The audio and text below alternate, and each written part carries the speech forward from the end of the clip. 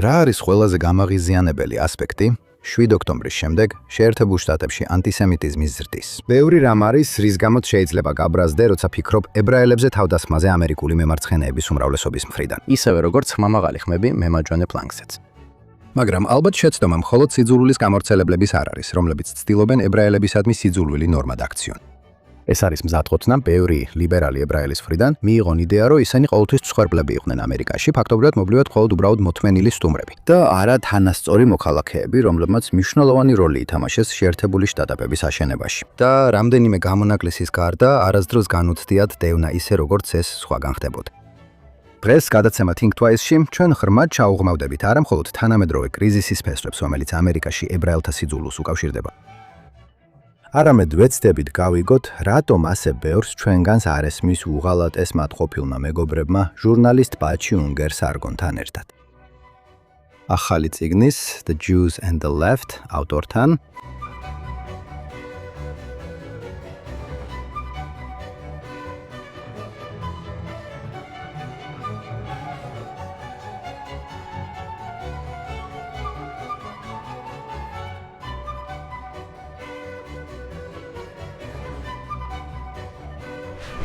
გამარჯობა და კეთილი იყოს თქვენი მობრძანება Think Twice-ში. პრობლემა უმეტეს ამერიკელ ებრაელთან არ არის მხოლოდ ის, რომ მათი ლიდერები და მთავარი ორგანიზაციები მათ იმედი გაუცრუეს, ან რომ მათი ტრადიციული მოკავშირეების ზურგს აქცევენ მათ. ანტისემიტიზმის ზრდის შემდეგ, რომელიც მოჰყვა ებრაელების ყველაზე მასობრივ ხოცვას ჰოლოკოსტის შემდეგ, 2023 წლის 7 ოქტომბერს.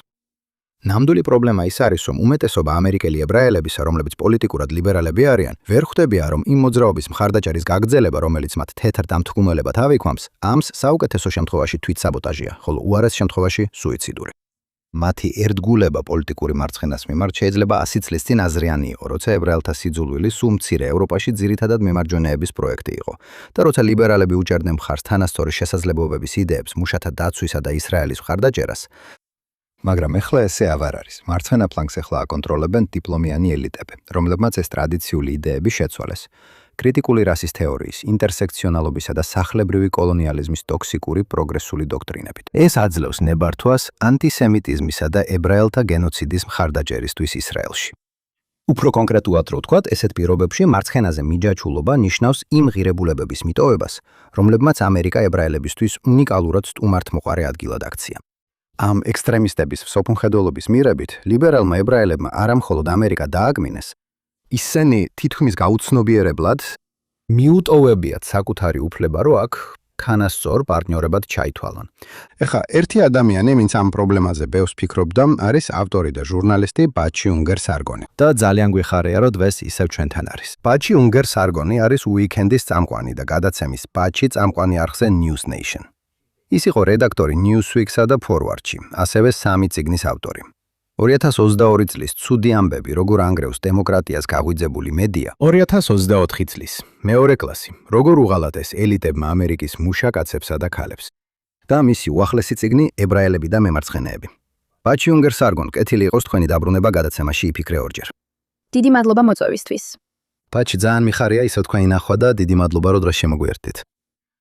მინდა დავიწყო კითხვით იმაზე, რაც აშკარად თქვენი ახალი წიგნის ებრაელები და მემარცხენეები მთავარი იდეაა, რომელიც არის შეცდომა, რომელსაც ძალიან ბევრი ლიბერალი ებრაელი უშვებს, როდესაც ფიქრობს საკუთარ სტატუსზე ამერიკაში.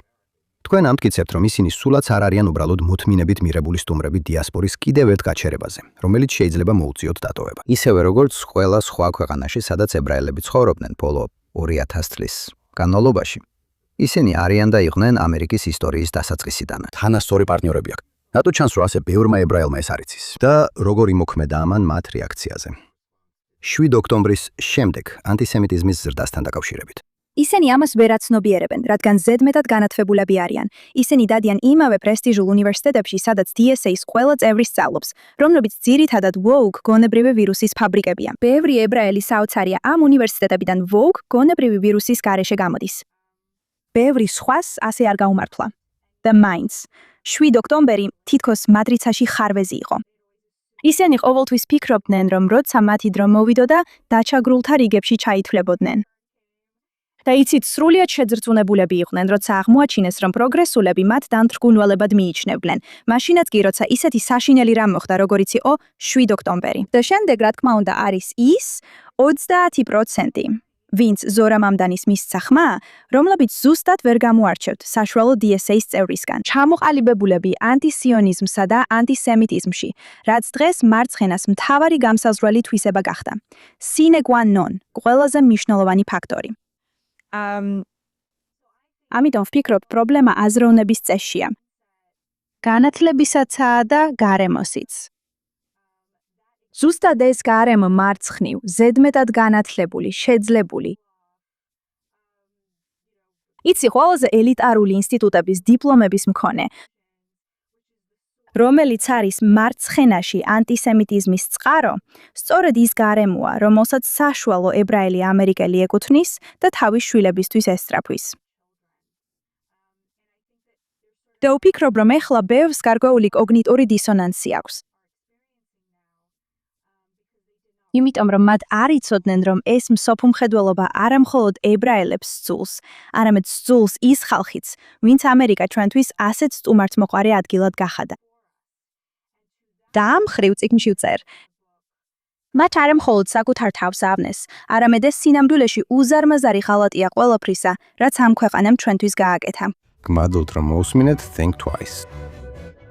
მიუხედავად იმისა, თუ რომელ პოდკასტ პლატფორმაზე გვისმენთ, ან პირდაპირ ეთერში გვიყურებთ Facebook-ზე, X-ზე ან JNS-ის YouTube არხზე, ვთხოვთ მოიწონოთ და გამოიწეროთ JNS. დააწყაპუნეთ ზარზე შეტყობინებებისთვის და დაგვიტოვეთ კარგი შეფასებელი. ასევე, გარდა Think Twice-ისა არსებობს Jonathan Tobin-ის ყოველდღიური პოდკასტიც, სადაც კიდევ უფრო მეტ სიახლესა და ანალიზს გიზიარებთ იმ ყველაზე მნიშვნელოვან საკითხებზე, რომელთა წინაშეც დღეს ვდგავართ. თქვენ შეგიძლიათ იპოვოთ Daily Show Jonathan Tobin-ის ყოველდღიური პოდკასტის სახელით JNS-ის არხზე, სადაც არ უნდა უსმენდეთ პოდკასტებს. ეხლა კი დაუბრუნდეთ დღევანდელ გადაცემას. დიახ, და ვფიქრობ, თქვენი ერთ-ერთი მთავარი აზრია, რომ ლიბერალი ებრაელები, ან ისინი, ვინც, როგორც თქვენ ამბობთ, გაღვიძებული გონების ვირუსის გავლენას დაექვემდებარნენ, მოირგეს მსხვერპლის სტატუსი ამერიკაში, თითქოს ეს არაფრით განსხვავდება ევროპისგან. ასე რომ, გვინდა უფრო ღრმად ჩაუღმავდეთ არა მხოლოდ გაღვიძებული გონების ვირუსს, არამედ ამერიკაში ებრაული პესიმიზმის თემას 7 ოქტომბრის შემდეგ. ეჭვგარეშეა, რომ ებრაელების ღალატი ჰარვარდის, იელის, პრინსტონის, კოლუმბიისა და სხვა აკადემიური დაწესებულებების, ასევე ხელოვნების სფეროს მხრიდან და ისეთი ადამიანების არჩევა, როგორიცაა ზორა მამადანი, ძალიან დაამწუხრა ბევრი ებრაელი, ლიბერალი ებრაელები და ზოგიერთ კონსერვატიულ ებრაელსაც კი. ვიცი, რომ ფიქრობენ, ეს არის დასაწყისი იმ პერიოდის დასასრულისა, რასაც ისინი ამერიკელი ებრაელების ოქროს ხანას უწოდებენ. მაგრამ თქვენ, ჩემი აზრით, სწორად ამტკიცებთ, რომ ეს უბრალოდ იცით რაც, ამერიკაში ებრაული ცხოვრება ყოველთვის იყო. მიუხედავად იმისა, რომ ისინი, როგორც თქვენ აღნიშნოთ, არასწორად ესმით ამერიკის წარსული, დიახ. მე ვფიქრობ, რომ მთავარი კითხვა ახლა ისიც არის, რატომ ცდებიან ისინი მომავალთან დაკავშირებით. ისინი მომავალზე ცდებიან, რადგან წარსულზეც ცდებიან. ანუ, იცით, მე, რა თქმა უნდა, ყოველთვის მესმის ებრაელებისგან. ეს გავს იმ მომენტს, რომელსაც ჩემი ბებია ბაბუა გერმანიაში აღწერდნენ, როცა ფიქრობდნენ, რომ შესანიშნავი გერმანელი მოქალაქეები იყვნენ და როგორ შეიძლებოდა გერმანიას ოდესმე ზურგი ექცია მათთვის. ეს არაფრით გავს იმას. ამერიკის ისტორიის ყველაზე ცუდი მომენტებიც კი არაფრით გავდა ამას. იმიტომ, რომ იმ ბებია ბაბუებს გარშემო ეხვიათ ადამიანები, რომლებიც ებრაელებს სძულდათ. და შეიძლება ყველაზე თავაზიან საზოგადოებაშიც კი ერთი წუთითაც კი არ იყო მისაღები ამის თქმა. მაგრამ მათ იცოდნენ, რომ იცით, ზედაპირს ოდნავ თუ ჩამოფხეკდი, მიწა ებრაელების სისხლით ღვიროდა. და ამერიკის მიწა სრულიად საპირისპიროა. თვითონ მიწამვე უარგო ებრაელების სიძულვილი იმ წამიდანვე, როცა პირველი ებრაელი 1654 წელს ამერიკის მიწაზე დადგა. და ეს არის საზიზღარი და მიუტევებელი ღალატი, როცა ამ ისტორიას თავიდან წერთ და საკუთარ თავს მსხვერპლად ვაჩვენებთ, რათა კეთილგანწყობა მოვიპოვოთ წყეულ ანტისემიტებთან. საზიზღარია ზურგის შექცევა იმ ქრისტიან ამერიკელებისთვის, რომლებიც დღემდე არასდროს მოგვექცევიან ცუდად და ყოველთვის ჩვენს გვერდით იქნებიან. და ჩვენ მათ თეთრ ნაციონალისტებს და ანტისემიტებს ვუწოდებთ. ეს საზიზღარია. და ეს წიგნი დავწერე, რომ ჩვენი საზოგადოებისათვის გამოფხიზლების ზარი ყოფილიყო, რადგან ეს ასეთი ღალატია. თუ ჩვენს ბებია ბაბუებს შეეძლოთ ენახათ, რაზე ვწუწუნებთ დღეს, საფლავში გადაბრუნდებოდნენ. გულისხმობ, ეს უბრალოდ აბსურდია. და თქვენ იცით, რომ ეს არ არის ღრმა სისტემური ჩაგვრა, რადგან მთავრობა ყოველთვის ჩვენს მხარეს დგას. და სწორედ ეს არის ამაში საოცარი. და ყოველთვის ასე იყო, როგორც ჩვენ აღნიშნავ. ყოველთვის ასე იყო. ხო. რომ ამერიკაში ანტისემიტიზმი არსებობდა. რა თქმა უნდა არსებობდა. ებრაელებზე კვოტები იყო დაწესებული. იცით, კვოტების შემოღებამდე წინა წელს ჰარვარდის პირველ კურსელთა 20% ებრაელი იყო. იტყოდნენ, ესე იგი, ძალიან ბევრი ებრაელია. დააწესეს კვოტა, მაგალითად 4%. მე წინააღმდეგი ვარ კვოტების, კარგი? ვფიქრობ, ეს საშინელებაა. კვოტები ძალიან ცოტა ხანს გაგრძელდა და მალე გააუქმეს. თანამედროვე დროში მართლა. თუმცა, რა თქმა უნდა, თქვენ არ ხედავთ იგივე ტიპის აღშფოთებას აზიელი ამერიკელების მხარდასაჭერად, რომლებიც სინამდვილეში დღევანდელი კვოტების სისტემის მსხვერპლები არიან, იგივე ფორმით. ისინი შეზღუდულ უბნებში ცხოვრობდნენ. იყო კლუბები, სადაც ებრაელებს არ უშვებდნენ, ხომ ასეა? ეს ყველაფერი ნამდვილად არსებობდა. მაგრამ როცა საქმე მთავრობას ეხებოდა, ის ყოველთვის ჩვენს მხარეს იდგა. და უფრო მეტიც, იმ წამიდან, რაც ებრაელები აქ ჩამოვიდნენ, მათ არა მხოლოდ თანასწორებად, არამედ ამ დიდი ქვეყნის საფუძვლის ძვირფას პარტნიორებად აღიქვამდნენ. დამფუძნებლები ებრაელებს ძალიან უყვარდათ. მათ ჩვენ ამ ცივილიზაციის პირველ წყაროს მემკვიდრეებად გვხედავდნენ, რომელსაც აქ აშენებდნენ. ამ თვალსაზრისით ჩვენ მათთვის ძალიან ძვირფასები ვიყავით და ცენტრალურ და ფუნდამენტურ ადგილს ვიკავებდით იმ ხედვაში, როგორადაც მათ ეს ახალი სამყარო წარმოედგინათ. და რომ ეს ყველაფერი თავიდან დაეწერათ. რადგან დღეს მარცხენა ფრთა ერთადერთ ღირებულებად მსხვერპლის სტატუსსა და ჩაგვრას აღიარებს. მე უბრალოდ ვფიქრობ, რომ ეს ამერიკის ისტორიის ღალატია. ეს ებრაული ისტორიის ღალატია და ეს უნდა შეწყდეს. ჩვენ უნდა ვიფიქროთ, როგორ გამოვიდეთ ამ მდგომარეობიდან, რადგან სწორედ ეს იწვევს ბევრ იმ პრობლემას, რაც ახლა გვაქვს. თქვენს წიგნში თქვენ ეხებით იმავე კითხვას, რომელზეც ბევრმა ჭკვიანმა ადამიანმა, მაგალითად ნორმან პოთჰორეცმა და სხვებმა სცადეს პასუხისგაცემა. რატომ არიან ებრაელები ლიბერალები? და თქვენ ამას აკეთებ, როცა თქვენს მკითხველს ამერიკისა და ამერიკელი ებრაელების ისტორიის მიმოხილვაში ამოგზაურებთ. მოკლედ, რატო აღმოჩნდნენ ებრაელები ასე კომფორტულად დამკვიდრებულნი პოლიტიკურ მემარცხენეობაში მე-20 საუკუნის პირველ ნახევარში? და რატო რჩებიან ამდენი მათგანი იქ, მიუხედავად იმისა, რომ მარცხენა ფრთა როგორც ეხლა არსებობს, მტრულად არის განწყობილი მათ და მათ ინტერესების მიმართ? ასე რომ, ეს არის ორი კითხვა, რომელზეც ვცდილობ პასუხისგაცემას წიგნში. დარწმუნებული ვარ, თქვენც როგორც მე, ხშირად გისვამენ ამ კითხვას. არა ებრაელები, ქრისტიანები, კონსერვატორები. მაგალითად, რატომ აძლევენ ებრაელები ხმას დემოკრატებს, როცა დემოკრატებს სძულთ ისინი და ჩვენ გვიყვარს ისინი? იცით, მე ამას სულ მეკითხებიან და მინდოდა ორივე ნაწილზე მეპასუხა. რატომ გახდნენ ებრაელები დემოკრატიული პარტიის მხარდამჭერები და შემდეგ რატომ მიუბრუნდა მარცხენა ფრთა მათ ზურგი? ებრაელები ძალიან გონივრული მიზეზების გამო გახდნენ დემოკრატიული პარტიის მხარდამჭერები. პირველ რიგში, სადაც ანტისემიტიზმი ჩნდებოდა, მე-20 საუკუნის უმეტეს ნაწილში, ვთქვათ, 1967 წლამდე ან 1970 წლამდე, ეს მარჯვენა ფრთაზე იყო. იცით, საუკუნის დასაწყისში 1-2 მილიონი რუსი ებრაელი აქ ჩამოვიდა. ისინი გაღატაკებულები იყვნენ და დასაქმდნენ სამკერვალო სფეროში, სადაც საშინლად იყენებდნენ, ძირითადად ებრაელები, რომლებიც რამდენიმე წლით ადრე იყვნენ ჩამოსულები. მცირე კაპიტალი დააგროვეს და ექსპლუატაციური სამკერვალო საამქრო გახსნეს და ბევრმა მათგანმა ეს გზა აირჩია. ებრაული პროლეტარიატი ძალიან ხანმოკლე მოვლენა აღმოჩნდა, აც კი ერთი თაობა. 15 წელიწადში ებრაელთა უმეტესობა, ასე ვთქვათ, წარმოების საშუალებების მფლობელი გახდა და მათი შვილები პროფესიონალები გახდნენ. მაგრამ იმ ადრეულ წლებში, იცი, 1900-იანებში, 1910-იანებში, 1920-იანებში, ისინი გაღატაკებულები იყვნენ.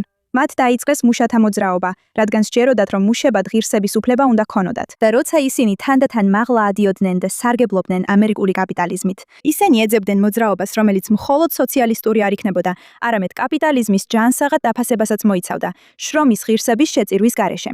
და ეს ნამდვილად იპოვეს ახალ კურსში, რომელიც იცი, ფაქტობრივად მათ დაწერეს. ანტისემიტები მას ებრაელთა კურსს ეძახდნენ, მაგრამ ფრენსის პერკინსი გეტყოდათ, იცი რომ ებრაელი იურისტები არაპროპორციულად ჭარბად იყვნენ წარმოდგენილები ამ კანონმდებლობის შექმნაში. და ეს იყო მთავარი იდეა, რომ მან გააერთიანა კაპიტალიზმის პატივისცემა შრომის პატივისცემასთან, რაც ებრაული საზოგადოების იმდროინდელ პოზიციას ასახავდა. ასე რომ თავიდან ისინი სოციალისტები იყვნენ, მაგრამ შემდეგ თითქოს მათ მოკლეს სოციალისტური მოძრაობა, რადგან ის არ ასახავდა იმას, თუ სად იყვნენ ისინი როგორც საზოგადოება. ამიტომ ეს ძალიან ლოგიკური იყო. ფრანკლინ დელანო რუზველტმა ქვეყანა დეპრესიას გადაარჩინა. ის ამერიკელმა ებრაელებმა გმირად აღიარეს, რადგან ის მიიჩნეოდა კაცად, რომელმაც ჰიტლერი დაამარცხა. იმ დროს მათ ჯერ კიდევ არ იცოდნენ, რამდენად ცოტა გაკეთდა ებრაელების გადასარჩენად. და ჩემი მეგობარი ტობი, რომელიც ჰოლოკოსტს გადაურჩა და სინაგოგაში ჩემს გვერდით ზის, მან მითხრა, რომ როცა პირველად გადმოვიდნენ, ვერ ხვდებოდნენ, რატო უყვარდათ ებრაელებს ფრანკლინ დელანო რუზველტი ასე ძალიან. მათთვის ის იყო ადამიანი, რომელმაც იცით, ომის 5 წლიდან 4 წელი ვერ გაბედა წინააღმდეგობა, გაეწია ღრმად ანტისემიტური სახელმწიფო დეპარტამენტისთვის. და მან მითხრა, იცით, თავიდან ამაზე ვსაუბრობდითო. მერე კი მეუბნება, მალე ვისწავლეთ, რომ პირზე უნდა დაგვეკეტა, რადგან ამერიკელ ებრაელებს ეს არ სურდათ გაეგონათ. ისინი უბრალოდ აღმერთებდნენ მას. ის თაობა, რომელმაც საბჭოთა ებრაელთა მოძრაობა შექმნა, სწორედ ამ წინააღმდეგობამ შთააგონა. მართალია, ამას ნამდვილად ჰქონდა აზრი. იცი, ეს სამოქალაქო უფლებების მოძრაობამდე მიგვიყვანს. ასე მესმის ეს. იცი, ედმუნდ პეტუსის ხიდზე მსვლელობა მოხდა აუშვიცის გათავისუფლებიდან მხოლოდ 20 წლის შემდეგ. ებრაელები ძალიან დიდი რაოდენობით იყვნენ წარმოდგენილნი სამოქალაქო უფლებების მოძრაობაში. რა თქმა უნდა, სამოქალაქო უფლებების მოძრაობის 90% შავკანიანები იყვნენ, მაგრამ იმ 10%-დან, ვინც თეთრკანიანები იყვნენ, ებრაელები 50-დან 70%-მდე შეადგენდნენ. ისინი თეთრკანიან მოწამეთა მესამედს შეადგენდნენ. ისინი სამოქალაქო უფლებების სამართალზე მომუშავე იურისტების 70% იყვნენ. თავისუფლების მხედრების 50%-ზე მეც შეადგენდნენ. ეს ამერიკელ ებრაელებს ძალიან გულთან ახლოს ჰქონდათ. დღეს ამერიკელი ებრაელები უკან დაიხედავენ და ანაქრონისტულ ინტერსექციურ პრიზმას დაადებენ ამ ყველაფერს.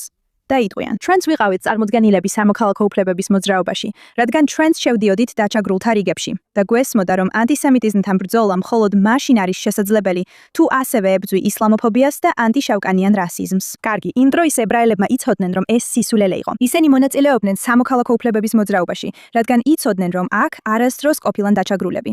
მათ ხედავდნენ, როგორ მოდიოდნენ ებრაელები აქ.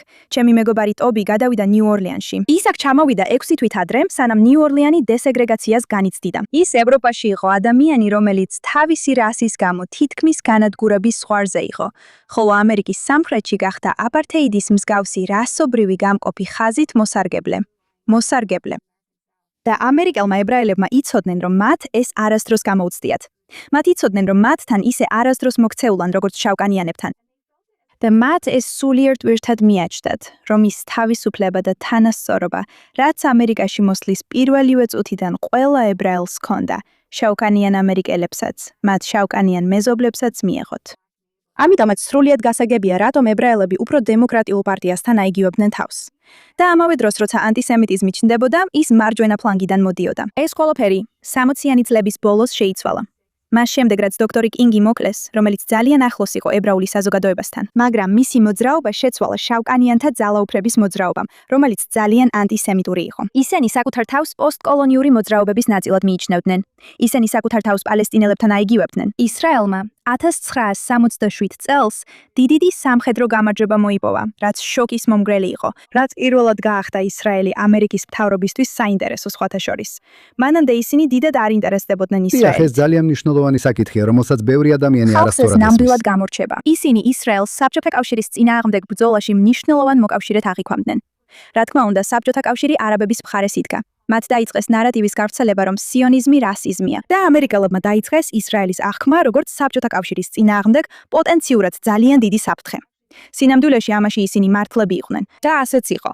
სინამდვილეში ნიქსონი, შეუნანებელი ანტისემიტი, იყო პირველი, ვინც თქვა, უნდა მივცეთ ებრაელებს ბევრი ფული, უფრო მეტი ფული, ვიდრე აქამდე ვაძლევდით, დაახლოებით $350 მილიონი, წელიწადში დახმარების სახით.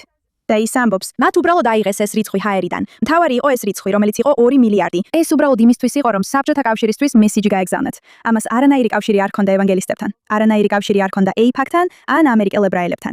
მთავარი იყო, საბჭოთა კავშირი შოკში ჩაეგდოთ და ეთქვათ, ახლა ეს ჩვენი ფორპოსტია. ასე რომ, ეხლა ჩვენ თამაში ვართ და ჯობია ეს აღიარო.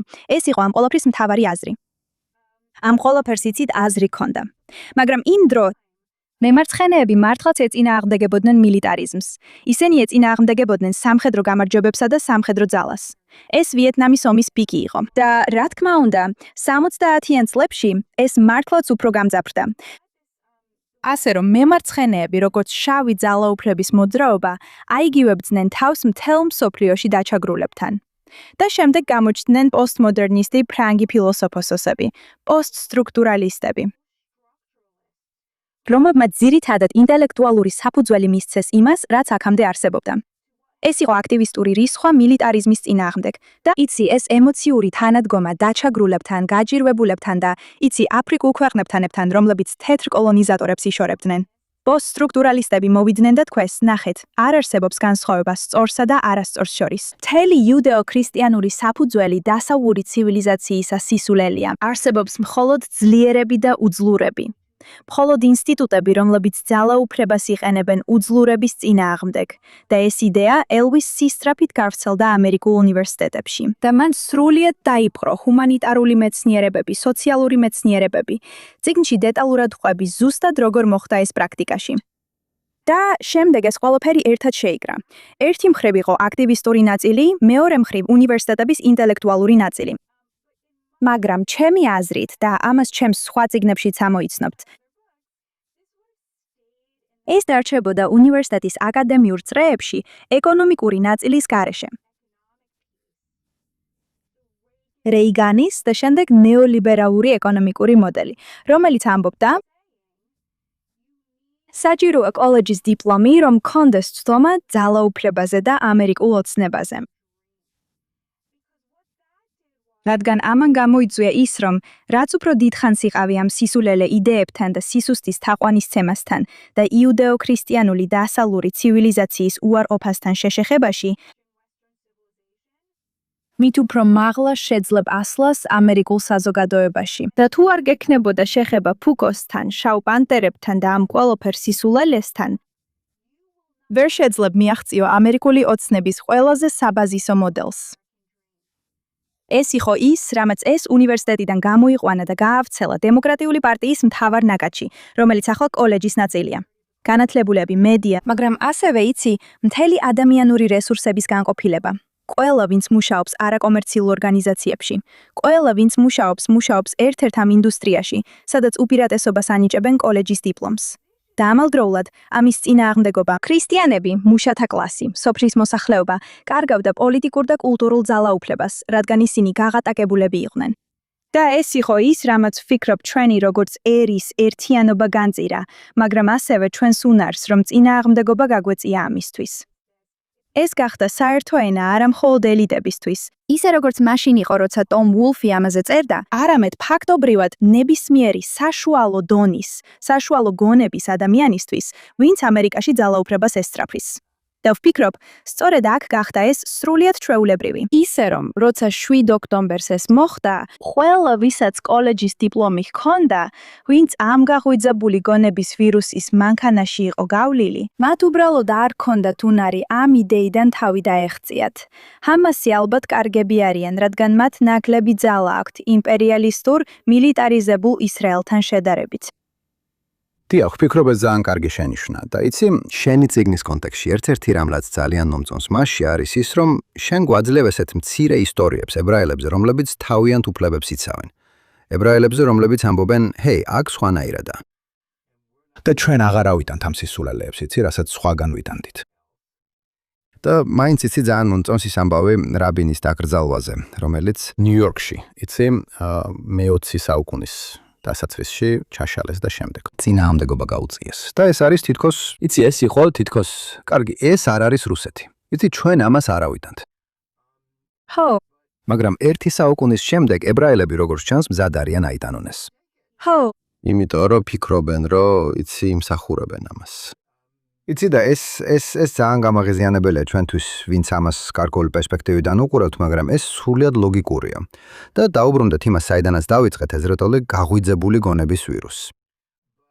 მაგრამ იცი, ყველაფერი ისევ ამ ტოქსიკურ მემარცხენე თეორიებს უბრუნდება, იცი, რომლებიც ჩვენამდე ფრანგებმა და ფრანკფურტის სკოლამ მოიტანეს. ამან თითქოს აკადემია დაიპყრო, ხელოვნება დაიპყრო, ჩვენი საჯარო დისკურსის დიდი ნაწილი დაიპყრო და ჟურნალისტიკაც დაიპყრო. და სწორედ ამიტომ ვართ ისეთ მდგომარეობაში, სადაც ებრაელები თითქოს გარედან უყურებენ ყველაფერს. ისინი ამას იმიტომ იტანენ, რომ ამისთვის სოციალური სტიმულები არსებობს. არავინ იმყოფება ფიზიკური საფრთხის ქვეშ.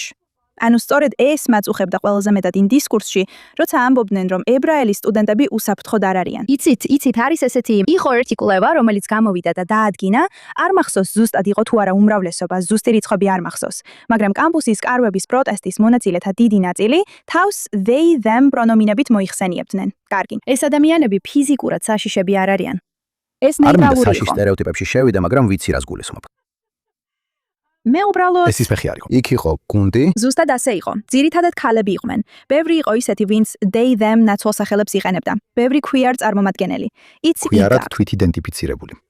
queer-ს არ ვიტანებთ როგორც შეურაცხყოფილ სიტყვას. იდეა, რომ ებრაელ სტუდენტებს მოუწოდებდნენ, შეშინებულიყვნენ ამის წინაშე. დარჩით ადგილზე. მათ ეუბნებოდნენ, იცით, ხელისუფლებები, ებრაული თემის ავტორიტეტული პირები ეუბნებოდნენ დარჩენილიყვნენ ადგილზე. მართლა შეშინებული ვიყავი ამის გამო. როგორც ადამიანი, ვისაც პროტესტი გამოუცდია, შემიძლია გითხრათ, რომ ამაში რაღაც საშინელი არის. ეს სიღრმეში გეხება სულში, რადგან ისინი ზომბებივით იქცევიან. ისინი არ გესაუბრებიან. ისინი არ გიყურებენ ისე, თითქოს ადამიანი იყო. არის ერთი ადამიანი, თითქოს სპიკერი, რომელიც იცით, სრული ფსიქოპატი. დანარჩენები კი უბრალოდ შენ ცდილობ როგორც ადამიანს მიმართომად, მაგრამ ისინი არც კი გიყურებენ. და რადგან ყველა ვნახეთ ზონდების ფილმები, ეს ძალიან შემაშფოთებელია, მაგრამ ფიზიკური საფრთხე არ გემუქრება. მე გადავხედე, იცით რაც შეიძლება მეც? ADL-ის 10,000-დან დაფიქსირებულ შემთხვევებს შორის. მეტწილად ეს იყო სკანდირება, პროტესტი, გრაფიტი და ასეთი საზიზღარი რაღაცები. ანუ მე არ მომწონს ეს ქმედებები, არაფერს ვამართლებ, მაგრამ ის აზრი, რომ ებრაელმა სტუდენტებმა ამის უნდა შეეშინდეთ, ჩემთვის ძალიან შეურაცხყოფელია. და მთავარი აზრი ისაა, რომ ზუსტად რატომ არ იბრძვით? და ცოტა ხნის წინ ვიყავი ერთ ღონისძიებაზე, 92 ქუჩის Y-ში და ხალხი ამბობდა, რა უნდა გავაკეთოთ? ანუ მემარჯვენეები არიან JD Vance-ით, გროიპერებით და ტაკერით, მემარცხენეები კი მამდანისა და DSA-სთან ერთად და ყველას ძულს ერთმანეთი. რა უნდა გავაკეთოთ და ვის უნდა მივცეთ ხმა? და ვთქვი, არ მაინტერესებს ვის მისცემთ ხმას, რომელი მხარეც არ უნდა აირჩიოთ, აირჩიეთ მხარე და იბრძოლეთ. იბრძოლეთ. გულისხმობ, იბრძოლეთ. არაფერი არ არის უფრო ანტიამერიკული, ვიდრე ანტისემიტიზმი. და თქვენ რომ დანებდეთ ან თქვათ, ვალაგებ ჩემ ჩანთას და ისრაელში გადავდივარ. რა ჯანდაბაა? წადი, ჩვენ არ გვჭირდები, მე არსად მივდივარ. მე ამ გემთან ერთად ჩავიძირები. და იცი რა, ეს გემი არ ჩაიძირება, რადგან რესპუბლიკელების 80% ჯერ კიდევ ძლიერად უჭერს მხარს ისრაელს. გულისხმობ, ერთ მხარეს ნამდვილად აქვს პრობლემა. და სხვათა შორის ესეც შეიცვლება, იმიტომ რომ ისინი დიდად წააგებენ თუ მიჩიგანში ამ ბიჭს აირჩევენ ალ-საიედს. ის მაიკ როჯერსთან 10 ქულით წააგებს და დემოკრატებს ერთი რამ ნამდვილად სძულთ. ეს არის მოგებადი არჩევნების წაგება. თუ ასე მოხდება, ნახავთ როგორ დააბრუნდებიან მასიურად ცენტრისკენ, რადგან ჰეილი სტივენსი, რა თქმა უნდა, ზომიერ კანდიდატად იტრის კენჭს და ის პროს პოზიციით გამოდის. ამაყობს, რომ აიბაკის ფულს იღებს და ზომიერია. ასე რომ გონია, რომ ეს შიში ძალიან გადაჭარბებულია და ასევე ღალატია იმ ისტორიისა, რაც აქ გქონდა. ალბათ უნდა ვთქვა, რომ თითქოს მესმის ჩემი მსმენელების და აუდიტორიის ხმა, რომლებიც ამბობენ, მაგრამ რა უყოთ იმ შემთხვევებს, როცა ებრაელთა მხრიდან ძალადობა ხდება, ჩვენ ხომ მხოლოდ ვლაპარაკობთ. ნიუ-იორკში დანით თავდასხმიდან ერთ კვირაზე ნაკლებ ხანში, რაც სერიოზული იყო. ეს მოხდა მაშინვე მამდანის ბოლო ანტიისრაელური განცხადების შემდეგ. იცი, სისხლის ცილის წამებითა და გენოციდის ბრალდებებით სავსე ტირადის შემდეგ. ძალადობის სხვა შემთხვევებიც ყოფილა. იცი, ეს ძალიან გრძელისია არ არის, მაგრამ საკმარისია იცი რომ ემსახუროს. როგორც იცი, არსებობს მიზეზი შეშფოთებისთვის, რომ ანტისემიტიზმის მიმართ ტოლერანტობაა და ანტისემიტიზმის მიმართ ტოლერანტობა. ეს გახდა ჩვეულებრივი, იცი, პროგრესული მედიის, ნიუ-იორკ ტაიმსის და ამერიკულ საჯარო დისკურსში ბევრი სხვა ადამიანის მიერ. ვერ ვეთქვი ხალხს, რომ არ ეშინოდეთ ამის. კითხვა ისაა, როგორ უნდა უპასუხონ ამას და არა ის სერიოზულია თუ არა ეს. პირველ რიგში ვგულისხმობ იმას, რომ მემარცხენეები ახლა ძალიან ძალადობრივები არიან. მემარცხენეებში ყოველი მეოთხე, ვინც საკუთარ თავს ძალიან ლიბერალად მიიჩნევს, ფიქრობს, რომ პოლიტიკური ძალადობა მისაღებია. ჩვენ არ გვიჭირს ქრისტიანებზე მეტად. ჩვენ არ გვიჭირს კონსერვატორებზე მეტად. გულისხმობ იმას, რომ მათ მოიპარეს ახალგაზრდა ქრისტიანული მოძრაობის ავატარი, ჩარლი კირკი. იცით, ჩვენ კარგ საზოგადოებაში ვართ. მემარცხენეები ბოროტები და ძალადობრივები არიან, საშინლები არიან და ისინი უნდა დავამარცხოთ. და ჩვენ უნდა გავარკვიოთ, ვინ არიან ჩვენი მეგობრები და ვინ გვიდგანან გვერდით, რომ მათთან ერთად ვიბრძოლოთ. რა თქმა უნდა, საშიში დროა. მემარცხენეები რადიკალიზებულები არიან. საშიში დროა თუ ნიუ-იორკში უძრავი ქონება გაქვს. ახლა ხან შენ შესახებ ინფორმაცია გაავრცელა ამ საზიზღარმა ანტისემიტმა მერმა. მას ეზიზღება ებრაელები. მან სისხლის ცილის წამება გაავრცელა. ის ძალადობისკენ მოუწოდებს ბენიამინ ნეთანიაჰუს წინააღმდეგ. მან ებრაელებს ომი გამოუცხადა. დიახ, საზოგადოების მარგინალური ფენები ამ მოწოდებას გამოეხმაურებიან, როგორც ნიუ-იორკში ვნახეთ. არა ასე. ჩვენ არ გვიწევს უფრო მძიმე მდგომარეობაში ყოფნა, ვიდრე თეთრ ქრისტიანებს. უბრალოდ ასე არ არის. და ეს ჩვენი საკუთარი მოკლედ ხედვაა, რომელმაც დაგვაშორა ჩვენს მეგობრებს, რომლებიც იგივე მდგომარეობაში არიან, რადგან იმავე ადამიანებს, ვისაც ჩვენ ბრძულ ვართ, ისინიც სძულთ. ისინი ყოველთვის ამბობენ, რომ ანტისემიტიზმთან საბრძოლველად ისლამოფობიასთანაც უნდა იბრძოლო. ეს ყველაფერი ერთმანეთთანაა დაკავშირებული. ეს ყველაზე დიდი სისულელია, რაც კი ოდესმე მომისმენია. ებრაელების წინააღმდეგ ძალადობის უმეტესობა მუსლიმების მიერ ხდება. ანუ ისლამოფობია. პრაქტიკაში ეს უბრალოდ მუსლიმების შემჩნევა. სრულად ვეთანხმები, მაგრამ არიან ადამიანები, რომლებიც ჩვენს გვერდით დგანან. არიან ადამიანები, რომლებიც ანტისემიტიზმით შეძრწუნებულნი და აღშფოთებულნი არიან. უბრალოდ ებრაელთა უმეტესობამ ეს არ იცის, რადგან Fox News არ უყურებენ. ასე რომ, ჩვენ როგორც საზოგადოება, თავი ისეთ მდგომარეობაში ჩავიყვანეთ, რომ ერთადერთი გადარჩენის გზა იყო კეთილგანწყობის მოპოვება იმ ადამიანებისგან, რომლებსაც ჩვენ ვძულვართ. ისინი არ გვინდა. მათ ჩვენი ფულიც არ სჭირდებათ. იცით, ცოტა ხნის წინ დემოკრატიულ პარტიაში შესული შემოწირულობების 50% ებრაელებისგან იყო. ახლა კი დემოკრატიული პარტია გაკოტრებულია. იცით, რატომღან ებრაელებს ამბავი აგდებთ? ამ კვირაში ვაშინგტონში, ხომ? ხო, შეიძლება მათ ის AIPAC-ის ფული სჭირდებოდათ, არ ვიცი. იცი, ებრაელებისგან ხშირად მესმის. რატომ უნდა მივცე ფული პარტიას, რომელსაც აშკარად არ ვუნდივარ? გეყოფათ ადექით მუხლებიდან ებრაელებო და შეწყვიტეთ მათგან მოწონების თხოვნა, ვისაც ვძულვართ. ეს შეურაცხყოფს ებრაული ისტორიას და შეურაცხყოფს ამერიკულ ისტორიას.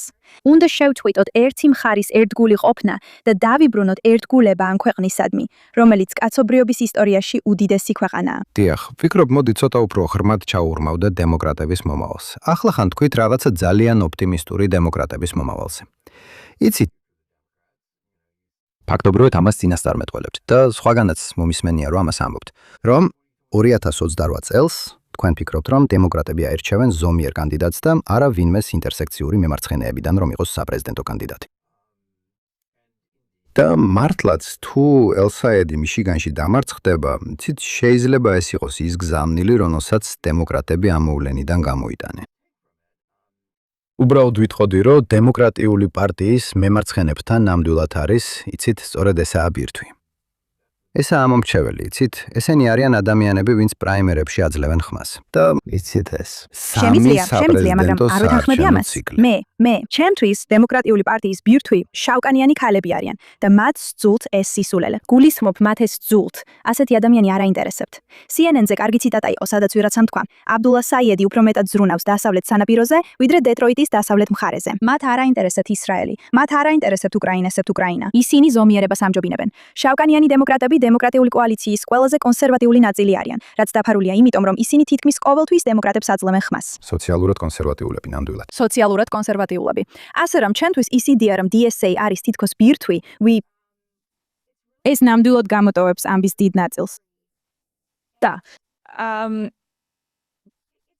ძნელია აღფრთოვანდე ზომიერებით, ზომიერება. ეს არის მესიჯის პრობლემა, რომელიც ზომიერებს აქვთ. მაგრამ იცით, ამერიკელთა უმრავლესობა საკუთარ თავს ზომიერს უწოდებს. ისინი მაგას არ უნდათ, DSA-ს არ უნდათ. DSA უკიდურესად არაპოპულარულია დამოუკიდებლებსა და ბევრ დემოკრატთან, რომლებსაც უბრალოდ არ აინტერესებთ ის, რასაც ისინი სთავაზობენ. რა თქმა უნდა, მე ნიუ-იორკში ვცხოვრობ და აქ ამის დანახვა რთულია. რადგან ისინი აქ ძალიან წარმატებულები არიან. მაგრამ ყველგან, სადაც ისინი წარმატებას აღწევენ განათლებულებთან, დიდრებთან და თეთრკანიანებთან. ეს არის სოციალიზმი მდიდრებისთვის. ალსაიედმა საბოლოოდ გამოაქვათმა თავისი საგადასახადო დეკლარაციები. ეს კაცი მილიონერია. მას აქვს უძრავი ქონება. ის ჯანდაცვის კონსულტანტი რა თქმა უნდა, ესე. ჯანდაცვის კონსულტანტი. მისი ცოლი მედიკერს არ იღებს. ხო, ექიმი, რომელიც მედიკერს არ იღებს, ხო. ეს უბრალოდ იდეალურია. ყველა მათგანი ასეთია.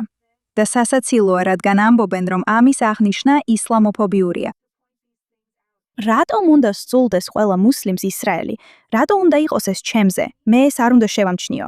იცით, კიდევ ერთი კვლევა გამოქვეყნდა ცოტა ხნის წინ. Pew-მა დაადგინა, რომ ამერიკელი მუსლიმების 44% მხარს უჭერს ჰამასს. ალბათ ეს მაჩვენებელი ბევრად უფრო მაღალია. 44% კი. უნდა თქვა, მზად არიან გამოკითხულს უთხრან, რომ ჰამასის მიმართ დადებითი დამოკიდებულება აქვთ. თუ ამერიკაში ქუჩაში მუსლიმს დაინახავთ, 50%-იანი ალბათობით მას ჰამასის მიმართ დადებითი შეხედულება ექნება. ჩვენ თითქოს უნდა მოვიტყუოთ თავი. თითქოს ასე არ არის. რაც ამ ყველაფერში ოპტიმიზმის საფუძველს მაძლევს, ისაა, რომ ამას დემოკრატიული პარტიის მომავალში ღრმად ფესვგადგმულად არ ხედავ. ჩემთვის თავისუფალი პალესტინის მოძრაობა ფაქტობრივად მკვიდრი მიწების აღიარების მორიგი რიტუალია. ეს იგივეა, რაც 2020 წელს იყო პოლიციის დაფინანსების შეწყვეტის მოძრაობა. და 2028 წელს ხალხი ისე მოიქცევა, თითქოს ამ მოძრაობის ნაწილი არასდროს ყოფილა. ხალხი ყველაფერს მალე იღლება, ხო იცით? თავიდან იყო მკვიდრი მიწების აღიარების რიტუალები. მერე იყო პოლიციის დაფინანსების შეწინანსები, შეწყვეტა. შემდეგ იყო ტრანსქალი ქალები არიან ქალები. მერე იყო კლიმატი, ქვეყანა, სოფლიო. 12 წელიწადში დასრულდება. და ხედავთ, თითოეულ ამ თემას შეეშნენ. როცა დაინახეს, რომ მუშათა კლასი ამას სრულად უარყოფდა და არიღებდა. გრეტა თუნბერგიც კი გადავიდა თავისუფალი პალესტინის მოძრაობაზე. და მე უბრალოდ ვფიქრობ, რომ მათ არ აქვთ გამძლეობა. იცი, მართალია რომ ვიღაცისთვის, როგორცაა მამდანი, თავისუფალი პალესტინა არის ის, რისთვისაც მისი გული ცემს. და მთელი ეს სოციალიზმი უბრალოდ საფარია ამისთვის. ზუსტად ისე, როგორც ელსაიადისთვის. Medicare for all-იც უბრალოდ საფარია თავისუფალი პალესტინის სისულელისთვის. მაგრამ ამ ადამიანებს არ აქვთ ეროვნული მხარდაჭერა, მართლა არ აქვთ. და მამდანი შეცდომაზე უშვებს. ქონების მფლობელების სახელების გამოქვეყნება, კენ გრიფინის ვიდეო მაგალითად, კონკრეტული ხელმძღვანელის გამოყოფა იმ დროს, როცა ქუჩაში პირდაპირ ესვრიან და ებრაელებზე ომს აცხადებენ, ეს ყველაფერი უბრალოდ არ არის პოპულარული ამერიკელ ხალხში. ხოლო ისინი, რომ ჩვენთან ერთად იყვნენ, იკამათებდნენ, რომ გამოკითხვები აჩვენებს, რომ ეს პოპულარულია. შეიძლება ასეც იყოს. და იმედი მაქვს, რომ მართალი ხარ. და მე ნამდვილად ვფიქრობ, რომ მართალი ხარ. ეს არის ტენდენცია, რომელსაც ვერასდროს ექნება რეალური მხარდაჭერა ამერიკელი ხალხის უმრავლესობაში. და ვფიქრობ, ამერიკელი ებრაელების ისტორია ამას ამტკიცებს, როგორც შენს წიგნში აჩვენებ. მაგრამ ამჟამად იცი გამოკითხვები აჩვენებს ისრაელის მიმართ დიდ სიძულვილს. არა, ჯერ კიდევ მემარჯვენე ადამიანების უმრავლესობა ისრაელის მხარდამჭერია. მაგრამ არის იცი, როცა გამოკითხვებს დეტალურად უყურებთ, ჩანს, რომ ახალგაზრდა ადამიანები, თუნდაც ახალგაზრდა კონსერვატორები, თუ გამოკითხვებს დაუჯერებ, ისინი ნაკლებად პროისრაელურად არიან განწყობილნი, ვიდრე მათი უფროსები. და მართლაც, როგორც ნახეთ, წელს ქვეყნის მასშტაბით დემოკრატიული პარტიის ბევრ პრაიმერიზში. ისრაელის წინააღმდეგ ყოფნა ეხლა თითქოს დემოკრატიული პოლიტიკის ორგანიზების მიზანი და პრინციპია. ისევე როგორც იცით, რწმენა, რომ საიმიგრაციო კანონები არ უნდა აღსრულდეს. და პალესტინის საკითხი თითქოს კიდევ უფრო ნებიანად ავიქმება, ვიდრე მათი სიძულვილი ISIS მიმართ. იცით, ეს ამ მომენტის შუაგულშია, რთულია მის მიღმა დაანახვა. და მართლაც, რადგან ჩანს, რომ თითქოს ეს რაღაცამ აიტაცა, იცით, სწორედ ამიტომ ელსაიადის ესეთი მხარდაჭერა მიიღო. და იცით, მან ჩამოაგდო ის მემარცხენე, რომელიც ფიქრობდა, რომ ჰეილი სტივენსის მემარცხენე ოპონენტი იქნებოდა. მელორი მაკმორო იყო ის, რომ იცით, გენოციდის შესახებ და სისხლისძილის წამებები ისრაელის წინააღმდეგ ბევრ ამერიკელს სჯერა, რომლებს იცით, ეს ყველაფერი აიტაცეს მთავარი მედიისგანსგან, რომელიც, როგორც თქვენ აღნიშნეთ, woke-ია. იცით, ეს მართლა ასეა, ეს მართლაც ასე მარტივია, რომ უბრალოდ უნდა დაველოდოთ, სანამ ეს ციებს ხელება გადაივლის და უნდა ვებრძოლოთ მას, როგორც თქვენ ამბობთ და როგორც მეც ვეთანხმები. მაგრამ, იცით, ვერ დავადანაშაულებ ადამიანებს, რომლებიც ამას უყურებენ და ამბობენ, მოიცადეთ, ეს ხო ნამდვილი პრობლემაა. იცით, 2020 წელს მათ ეგონათ, რომ პოლიცია შავკანიანების წინააღმდეგ გენოციდს ახორციელებდა. ალბათ ეხლა ესე აღარ ეს ისეთივე სისხლისძილის წამება იყო, როგორც გენოციდი ღაზაში. და ალბათ ეხლა ესე აღარ სჯერეთ. მემარცხენეები არიან ზედმეტად განათლებული, უმეტესად შეძლებული ადამიანები, რომლებიც ფიქრობენ, რომ ისინი მორალურად აღმატებულები არიან რეალურ მუშათა კლასზე. ამიტომაც მათ სჭირდებათ უამრავი გამოგონილი ამბავი და ამპარტავნება, რათა შეინარჩუნონ ის ილუზია, თითქოს ისინი უბრალო ხალხის მხარეს დგანან. ამიტომაც ისინი ერთი საკითხიდან მეორეზე გადადიან. სწორედ ასეთ როლს ასრულებს ახლა თავისუფალი პალესტინის თემა. ეს განზრახ არის შექმნილი იმის დასაფარად, რომ ყველა ეს სოციალისტი რესპუბლიკელებს 20 პუნქტით ჩამორჩებიან ყველა რასის მუშათა კლასის წარმომადგენლებში. ისინი ასე იკვლევენ. იღებენ. აბდულა საიედი იღებს შავკანიანების ხმების მხოლოდ 21%. ჰეილი სტივენსი იღებს შავკანიანების ხმებისთვის 67%. კარგი. ეს უბრალოდ იცით არსებული მდგომარეობაა. ბერნი სანდერსმა ვერაფერი გააკეთა შავკანიან ამომრჩევლებთან. ბევრად უფრო წინ წავიდა ახალგაზრდა ჰისპანელებთან, რომლებიც ძირითადად კოლეჯში განათლებულები არიან და ამიტომ ხარს უჭერენ ღია საზღვრებს და ISIS გაუქმებას. განსხვავებით მათი უფროსი თაობისგან, რომლებსაც ეს ყველაფერი არ მოსწონთ. სწორედ ამიტომ სოციალისტებს სურდათ ნევადა ყოფილიყო პირველი პრაიმერის შტატი, მაგრამ წააგეს სამხრეთ კაროლინასთან, სადაც უზარმაზარი შავკანიანი ქალების ზომიერი მოსახლეობაა. ასე რომ ამაზე საკმაოდ მშვიდად ვარ. ვფიქრობ, ისინი მალე სხვა თემაზე გადავლენ. ისრაელი არაპოპულარულია ამერიკაში. მის მიმართ დიდ თანაგრძნობას არ ბრძნობენ. თუ გამოკითხვებში კითხავთ, ვისთან უფრო თანაგრძნობთ, მაგრამ გულწრფელად რომ თქვათ, მეგობრებს შორის ჯონათან, ვერ ვაღიარებთ ორივე, რომ პალესტინელები ბევრად უფრო ღირსნი არიან თანაგრძნობის, ვიდრე ისრაელი. თუნდა ამერჩია, ვისთან მაქვს მეტი თანაგრძნობა. მადლობა ღმერთს. არ ვფიქრობ, რომ ისრაელს ჩემი თანაგრძნობა სჭირდება და მართლა მეწოდებიან პალესტინელები, რადგან ყველა, ვისაც ისინი უყვარს, ფსიქოპათია. ამიტომ ეხლა საშინლად გრძნობ თავს. დამანგრეველი რაღაცები. ასე რომ მე არ ვფიქრობ, რომ ეს ნიშნავს უზარმაზარ ცვლილებას. არ ვიცი ნიშნავს თუ არა ეს მეც, ვიდრე აისის გაუქმება. ეს უბრალოდ მორალური პოზის ჩვენებაა, რაც უცხოა. მუშათა კლასისთვის, რომელიც დემოკრატებმა უნდა დაიბრუნონ, თორემ ისინი ვეღარასდროს იქნებიან კონკურენტუნარიანები. საინტერესოა, რაც თქვით მემარჯვენე ახალგაზრდებზე, მაგრამ ამ შემთხვევაშიც კი მე ძალიან სკეპტიკურად ვუყურებ ამ ნარატივს. ის ახალგაზრდები, ვისაც არ მოსწონთ ისრაელი და მემარჯვენეები არიან, იცით, 10 წლის წინ ისინი მემარცხენეები იქნებოდნენ. ახალგაზრდა მამაკაცებში დიდი კულტურული გადახრა მოხდა მარჯვნივ. და ჩემთვის ეს უბრალოდ პირველი ნიშანია იმისა, რომ ისინი თითქოს ისევ მარცხნივ ბრუნდებიან, რაც მათი ბუნებრივი ადგილია. ანუ ახალგაზრდები მემარცხენეები არიან და მერე იზრდებიან. ისინი ყიდულობენ ქონებას. მეტწილად კი ესეა. და ისინი წყვეტენ ებრაელების სიძულვილს სხვა ხალხთან ერთად, ხო გესმის? ეს რაღაცა ცხოვრების ციკლივითაა, ხო გესმის? ასე რომ მე ვხედავ ბევრ მემარცხენე იმპულს გროიპერების მოძრაობაში. ისეთი სურვილი, რომ ყველა დაადანაშაულო შენს პრობლემებში, დამარცხებულობის განცდა, ამერიკის სიძულვილი. ასე რომ არ ვიცი ეს რამდენად მნიშვნელოვანია. რესპუბლიკელებს შორის მთლიანობაში ისრაელის მხარდაჭერა საერთოდ არ შემცირებულა. სინამდვილეში ახლა რესპუბლიკელებში ისრაელი უფრო პოპულარულია, ვიდრე 7 ოქტომბრამდე იყო. იქ ძალიან ღრმა და ძლიერი მხარდაჭერაა. და ვინც ამას ვერ ხვდება, რესპუბლიკელების პრაიმერიში კონკურენტუნარიანი ვერ იქნება. მადლობა ღმერთს. კარგი, მოდი ამაზე ვისაუბროთ. ეჭვიც არ არის, განსაკუთრებით მართველი კლასის თვალსაზრისით, ხო იცი? რესპუბლიკელთა კაუკუსი თითქმის ერთხმად პროისრაელურია. და ის ერთი აშკარად ანტიისრაელური წევრი რესპუბლიკელთა კაუკუსიდან იანვარში სამსახურს დაკარგავს.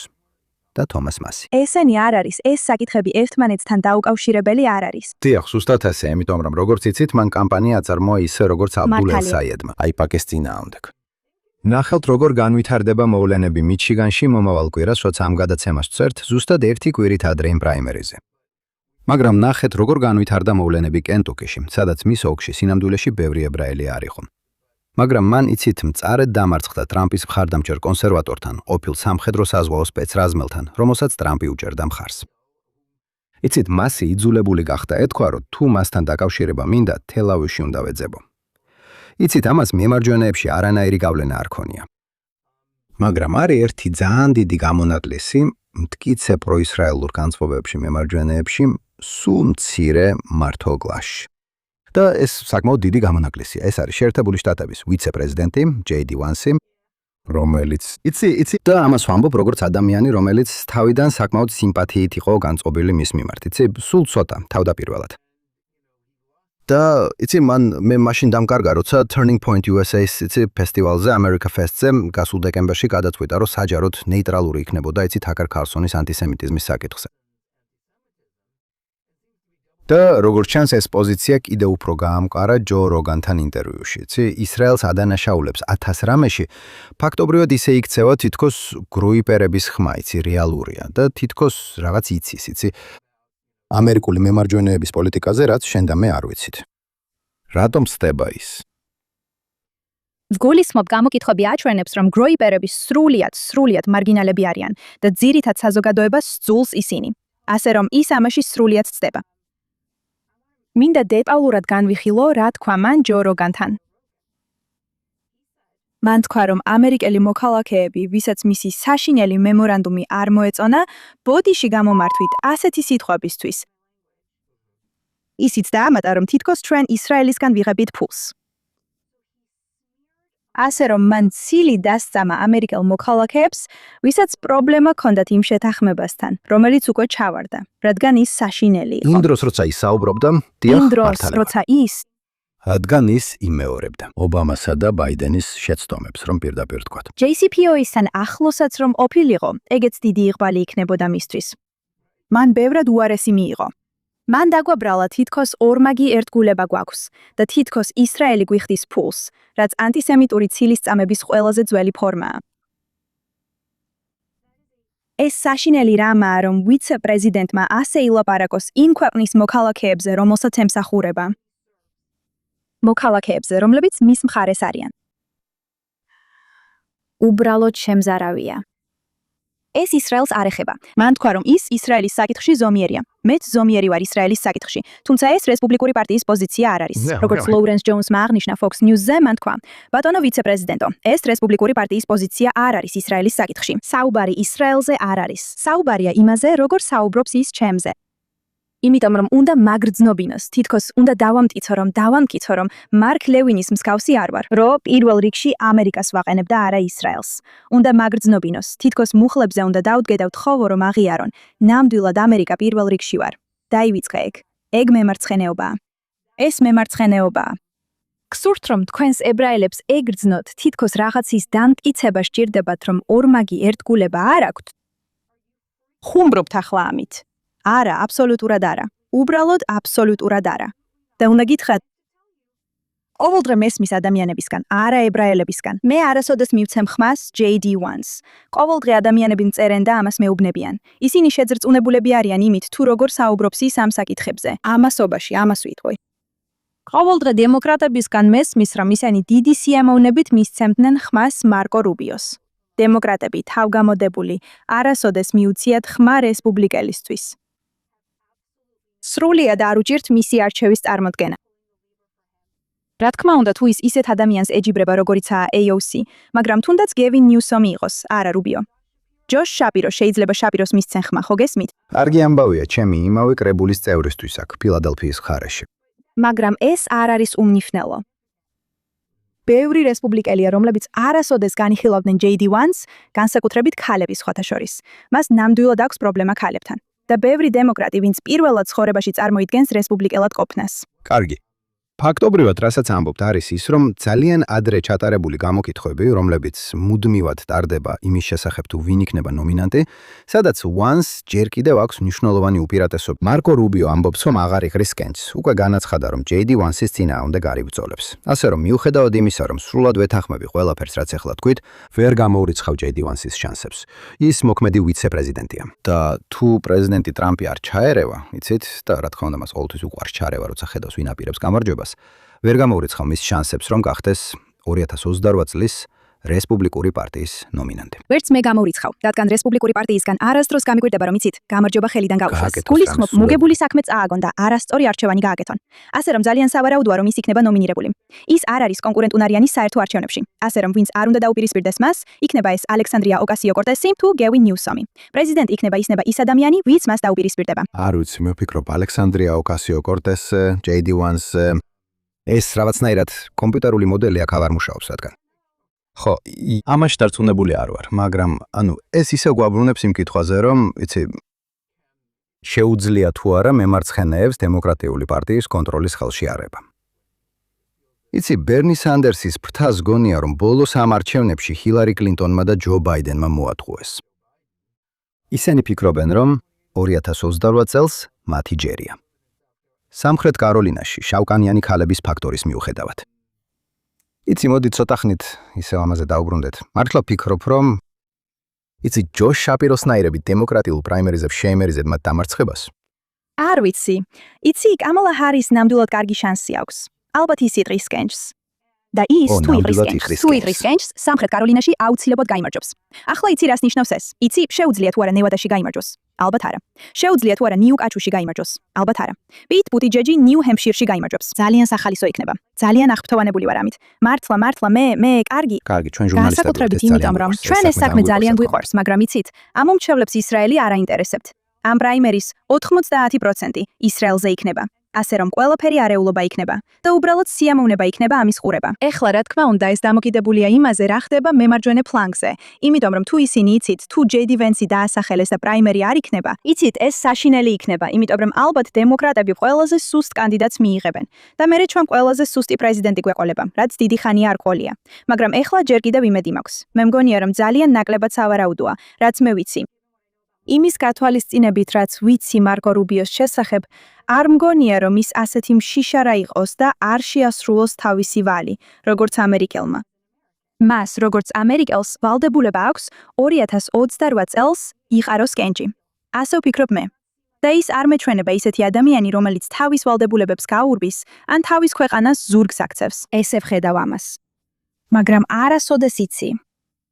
დიახ, ჩვენ სწორედ ამიტომ ჩვენი პროფესიის ხალხს ჯობს, რომ პროგნოზების გაკეთებას თავი არიდოს გარდა იცი სატირულ სვეტებში. და ვფიქრობ ორივე ვცდილობთ ამას მივდევდეთ. მაგრამ მოდი იცი ერთი ბოლო კითხვა. იცი მარჯვენა ფლანგზე ერთ-ერთი პრობლემა ისაა, რომ იცი მისაღებისა და მიუღებლის გამიჯვნა უკვე დიდად აღარ არის მოდაში. იცი ერთ-ერთი დიდი ისტორიული გაკვეთილი ანტისემიტიზმთან დაკავშირებით ამ ქვეყანაში იყო ის, თუ როგორ გააძევა უილიამ ფი ბაკლი, ჯონ ბერჩის საზოგადოების წევრები კონსერვატიული მოძრაობიდან 1960-იან წლებში. და შემდეგ იგივე გააკეთა. იცი 30 წლის შემდეგაც იგივე გააკეთა იმ ადამიანებთან, ვისთანაც მეგობრული ურთიერთობა ჰქონდა, მაგალითად პატ ბიუქენენთან და ჯო სობრანთან. იცი რომლებიც მაშინ ანტისემიტიზმის ნორმალიზებას ცდილობდნენ. მაგრამ ეხლა არავინ არის ესეთ პოზიციაში. მიზეზი, რატომაც ტაკერი ასეთ გავლენას ახდენს საზოგადოებრივ სივრცეში და კიდევ უფრო გიჟური ადამიანები, როგორიცაა კენდას ოუენსი და გროიპერი, ნეონაცისტი ნიკ ფუენტესი. იცი ამას იმიტომ მიიჩნევენ მნიშვნელოვნად, რომ არავის აქვს ესეთი ავტორიტეტი. ავის და მართლაც. ხალხი განსაკუთრებით მემარჯვენე მხარეს და ალბათ არც მემარცხენე მხარეს მზად არ არის რომ მიიღოს გადაწყვეტილებები, რომელსაც ესე ვთქვათ აზრის ლიდერები იღებენ. რა არის მისაღები, რა არა, სად მე არ ვეთანხმები თქვენ. ასე რომ, საით მივდივართ. სად ვართ ოვერტონის ფანჯრის აღდგენის საკითხში, რომელიც ანტისემიტებს მის ფარგლებს გარეთ დააყენებს. ამ საკითხში ნამდვილად არ გეთანხმები, ჯონათან. ჩემს გადაცემაში News Nation-ზე მე მყავდა კაბინეტის წევრები, სენატორები, კონგრესმენები, ექსპერტები, ჟურნალისტები, მემარჯვენე აზრის ლიდერები, რომლებიც Tucker Carlson's მკაფიოდ გმობდნენ. და რა თქმა უნდა, ეს ყველაფერი დონალდ ტრამპით დაიწყო. დიახ, რომელმაც გუშინ გააზიარა New York Post-ის სტატია, სადაც მას ანტისემიტს უწოდებდნენ. და მაგრამ ერთი წლის წინ თქვა, იცით Tucker, Megyn Kelly, Candace Owens-ი, Alex Jones-ი, თქვენ გამორიცხულები ხართ. თქვენ აღარ ხართ მაგას ნაწილი. იცით, მე არ მინახავს პრობლემა მარჯვენა ფლანგზე, რომ გამოავლინონ და დაგმონეს ყველაფერი და თქვენ, რომ ამას ადგილი არ აქვს რესპუბლიკურ პარტიაში.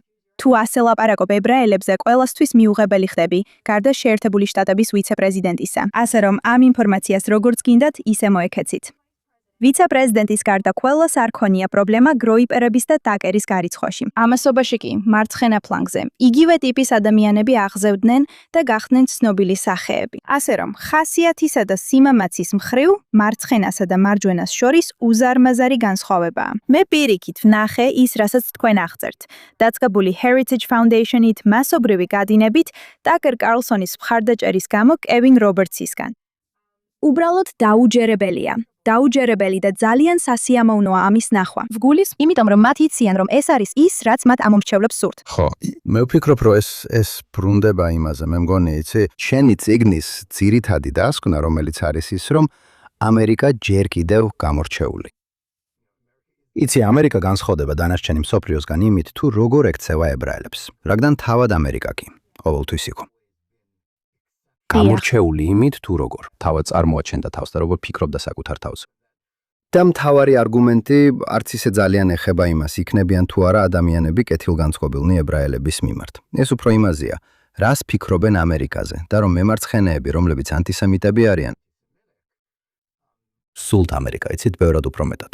ეს ზუსტად ისეა, როგორც ირანზე ვამბობთ. მათ ამერიკა უფრო სძულთ ვიდრე ისრაელი. მაგრამ მანდანები და მემარცხენეებზე მყოფი ადამიანები, რომლებიც ანტისემიტიზმს ავრცელებენ, მათაც სძულთ ამერიკა. სწორია. კარგი, ბაშა, დიდი მადლობა, რომ დღეს შემოგვიერთდი.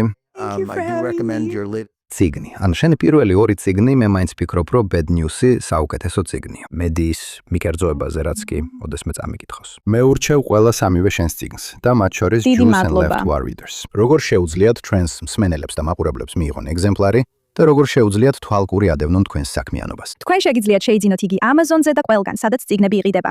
შეგიძლიათ უყუროთ ჩემს გადაცემას News Nation-ზე ყოველ კვირას. ის გადის შაბათს საღამოს, 7 საათზე და კვირა დილით 11 საათზე, შაბათის დამცველი აუდიტორიისთვის. ჩვენ წინასწარ ვიწერთ მას პარასკევ-დღეს. დიახ, საუკეთესო გზა რომ დამიჯიროთ მხარი არის უყუროთ ჩემს გადაცემას.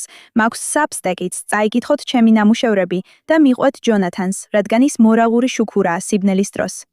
ასე რომ დიდი მადლობა რომ იმიწვიეთ და ყველასთვის. ყველაფერი, რასაც ჩვენი ქვეყნისა და ებრაელი ხალხისთვის აკეთებთ. JNS-ში ყველა სახელით დიდი მადლობა. ჩვენ ასევე მადლობას ვუხდით ჩვენს აუდიტორიას. გთხოვთ, არ დაგავიწყდეთ ყოველდღე მოусმინოთ ჯონათან თობენის ყოველდღიურ გამოშვებას, რომელსაც შეგიძლიათ მოусმინოთ ყველგან, სადაც პოდკასტებს უსმენთ. და არ აქვს მნიშვნელობა, რომელიმე მათგანზე გვისმენთ თუ Facebook-ზე, X-ზე ან JNS-ის YouTube არხზე პირდაპირ ეთერში გვიყურებთ. გთხოვთ, მოიწონეთ და გამოიწერეთ JNS. დააწყაპუნეთ ზარზე შეტყობინებებისთვის და დაგვიტოვეთ კარგი შეფასებები. გთხოვთ მოგწერეთ მისამართზე thinktwice@jns.org და გვაცნობეთ სად უსმენთ ან უყურებთ გადაცემას და რას ფიქრობთ მასზე. და გახსოვდეთ, გაგრძელეთ კითხვა და დამოუკიდებლად ფიქრ. და მომავალ კვირას ისევ შეგხვდებით.